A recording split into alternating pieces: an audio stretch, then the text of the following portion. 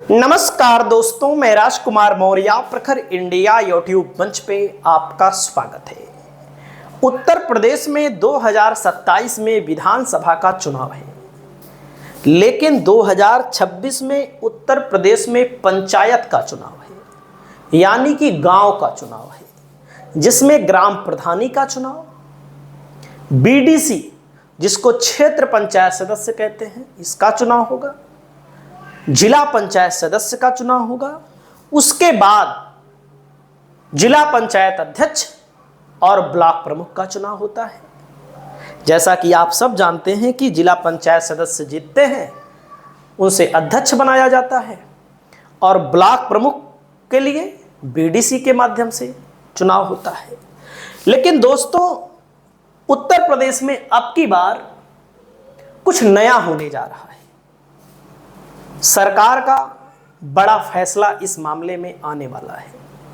जिस चीज को लेकर के इस समय चारों तरफ चर्चा है, कुछ नए नियम को लेकर आपको इस वीडियो के माध्यम से बताने जा रहे हैं। पंचायत के चुनाव के लिए सभी ने अपनी अपनी तैयारी तेज कर दी है। हाथ गोड़ जोड़ना, चाय की दुकानों में बात करना, लोगों से वार्तालाप करना, आर्थिक तौर पर, मानसिक तौर पर लोगों की मदद करना, ये सब कार्यक्रम प्रत्याशियों के शुरू हो चुके हैं। जाहिर सी बात है, अब जनता का थोड़ा सा सही वक्त माना जा रहा है। और दोस्तों, सरकार की तरफ से कुछ अच्छे फैसले की उम्मीद की जा रही है। जैसे कुछ नए नियम पर बात हो रही है, उसको मैं बताने वाला हूं। यूपी में अंगूठा टेक नहीं लड़ सकेंगे पंचायत का चुनाव, पहला नियम है। अब आने वाला है नियम। अंगूठा टेक का मतलब होता है, आप खुद सोचिए, चपरासी की नौकरी करनी हो, सफाई कर्मचारी की नौकरी करनी हो, कक्षा 10, कक्षा 12, ग्रेजुएशन ना मांगा जाता है। लेकिन अरे भाई, प्रधान बनना हो, बीडीसी बनना हो, जिला पंचायत अध्यक्ष बनना हो, जिला पंचायत सदस्य बनना हो, विधायक बनना हो, सांसद बनना हो, राज्यसभा का सांसद बनना हो, तो शैक्षणिक योग्यता क्यों नहीं निर्धारित है? हर जगह निर्धारित होनी चाहिए। अगर पंचायत के चुनाव में ऐसा होता है तो इसका सबको स्वागत करना चाहिए। और लेकिन पंचायत के अलावा विधायक वाले में भी होना चाहिए, सांसद वाले में भी होना चाहिए, राज्यसभा वाले में भी होना चाहिए, विधान परिषद वाले में भी होना चाहिए।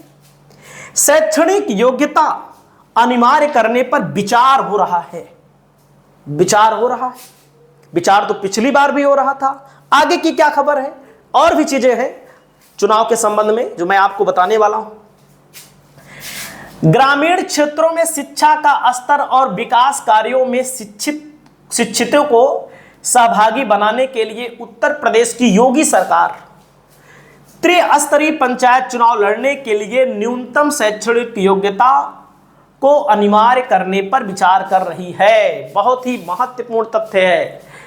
ऐसा होगा तो अंगूठा टेक व्यक्ति ब्लॉक प्रमुख, प्रधान, बीडीसी, जिला पंचायत सदस्य, जिला पंचायत अध्यक्ष नहीं बन पाएंगे।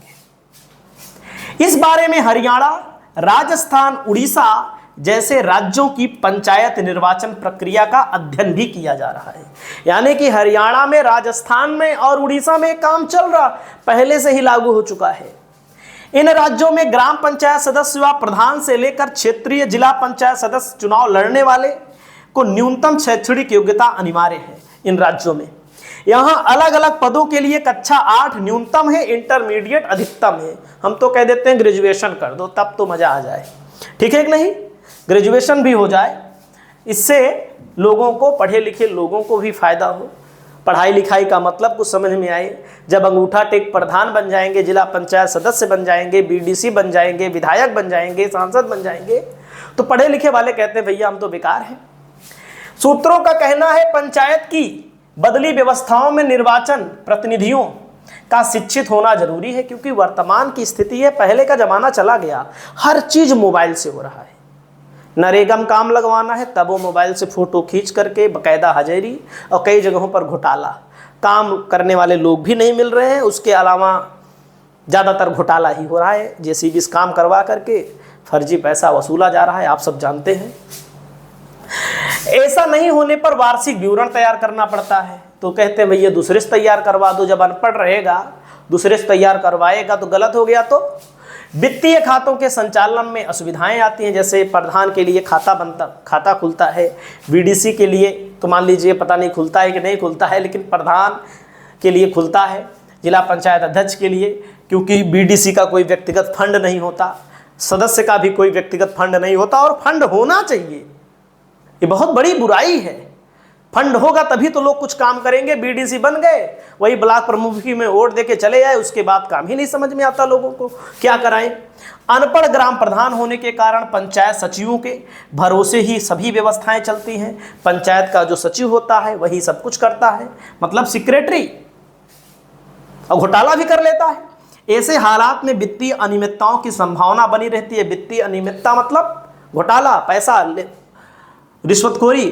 पंचायत प्रतिनिधियों का पढ़ा होना जरूरी है। अनिवार्य किए जाने पर ग्रामीण क्षेत्रों में शैक्षणिक योग्यता को भी बढ़ावा मिलेगा। भैया प्रधानों लोग अनपढ़ नहीं बन पाएंगे तो अपने बच्चों को लोग और पढ़ाएंगे।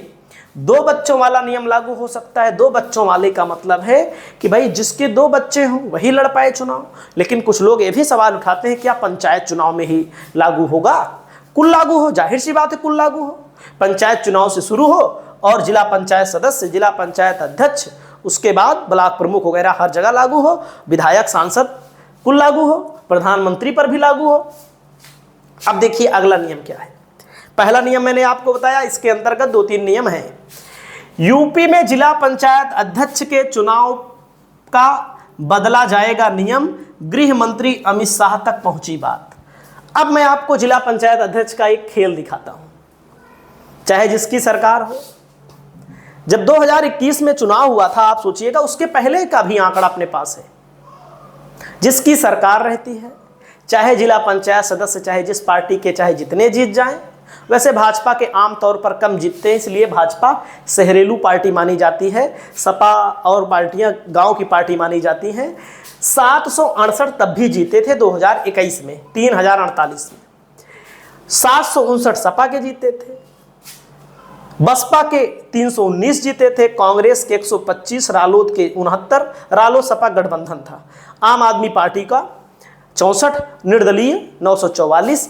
अगर आप आम आदमी पार्टी और आरएलडी का गठबंधन था, और निर्दलीय भी कुछ सपा वाले थे कुछ भाजपा वाले थे, सब ऐसे होता है चुनाव, तो आप समझ सकते हैं। तो आप ये सोचिए कि 75 जिला उत्तर प्रदेश में है, आप सोच सकते हैं कितने जिलों में समाजवादी पार्टी का जिला पंचायत अध्यक्ष बना होगा। हम सपा की बात अभी नहीं कर रहे हैं, इसके पहले भी जब सपा की सरकार रही है तब भी भाजपा वाला कितना बनता था बेचारा, बसपा वाला कितना बनता था, बसपा की सरकार रहती थी तो सपा वाला कितना बनता था। इस पर कमेंट करके आप लोग बताइएगा।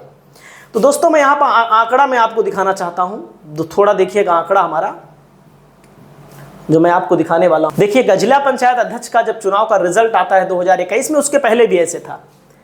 भाजपा के 138 सदस्य, सपा के 199, निर्दलीय 263, बसपा के 54, कांग्रेस के 22, रालोद के 15।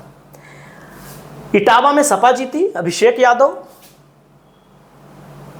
ना, सपा जीती, अभिषेक यादव निर्विरोध, मतलब यहां कोई खड़ा ही नहीं हुआ। शाहजहांपुर में भाजपा, लखनऊ में भाजपा, बाराबंकी में भाजपा, सीतापुर में भाजपा, हरदोई में भाजपा, रायबरेली में भाजपा, लखीमपुर में भाजपा, उन्नाव में भाजपा, फतेहपुर में भाजपा, हर जगह भाजपा। कानपुर में भाजपा निर्दलीय समर्थित। अब आप सोचिएगा तो ये क्या है, आगरा, हर जगह भाजपा। सपा एटा जीती थी, रेखा यादव, जहां, और कुल भाजपा आप देख सकते हैं। ये होता है आमतौर पे जब सपा की सरकार रही तब भी।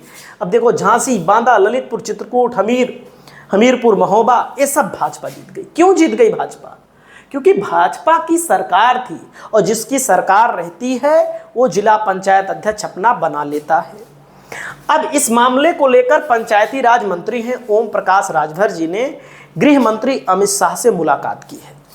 दोस्तों इन्होंने कहा है कि हमारा उद्देश्य जिला पंचायत, क्योंकि पंचायती राज मंत्री के अंतर्गत ही आता है, यूपी में प्रमुख का मतलब ब्लॉक प्रमुख जो बीडीसी के माध्यम से बनाए जाते हैं, जिला पंचायत अध्यक्ष जो जिला पंचायत सदस्य के माध्यम बनाए जाते हैं, चुनाव जनता से हो, और जनता से होगा तो ना तो हर जगह भाजपा जीत पाएगी, ना तो हर जगह सपा जीत पाएगी, सरकार चाहे जिसकी रहे। अगर हम गलत कहें तो आप लोग बताइएगा। और दोस्तों आप देख सकते हैं केंद्रीय गृह मंत्री अमित शाह के साथ हुई बैठक में यूपी सरकार के मंत्री ने बोला कि अगर जनता से होगा तो ठीक रहेगा, नहीं तो सरकार बदलने पर अविश्वास प्रस्ताव आ जाता है और हटा दिया जाता है। तो क्या आप ओम प्रकाश राजभर की इस राय से सहमत हैं?